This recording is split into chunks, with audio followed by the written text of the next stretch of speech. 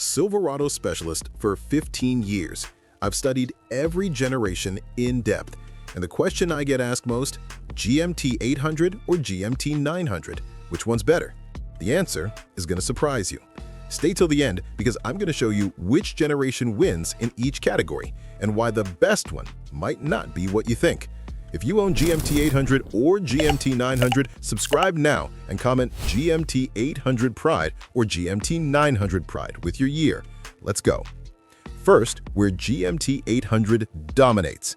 GMT800 is 1999 to 2006, and man, this generation was built like a tank. Reason number one, total mechanical simplicity. Almost zero electronics. Everything's mechanical, direct, simple. Any backyard mechanic can fix it. There's nothing to break because there's nothing to break, a mechanic told me. Reason number two, insane over-engineering. GM built GMT800 to handle twice the normal use. Thicker frame, heavier suspension, beefier parts.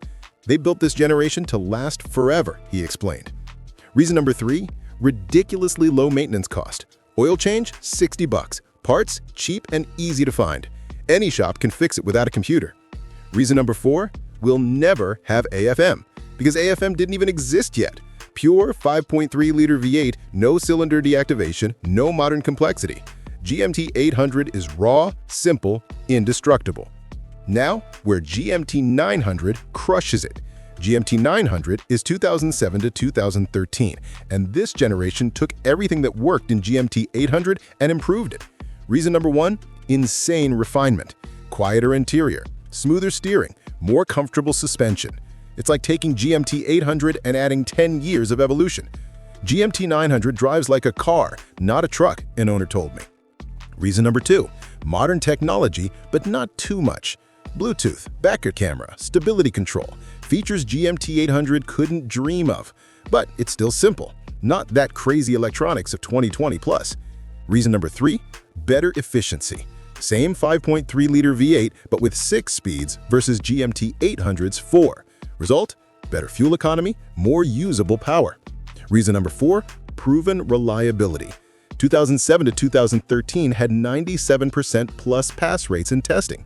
2011 hit 99%. Refined perfection. GMT900 is modern, refined, reliable. See? Both generations are excellent. They just win at different things. Drop a like now if you're proud of your generation. The surprising answer is coming. So which is better, GMT800 or GMT900? The honest answer? The best generation is the one you own and take care of. Let me explain.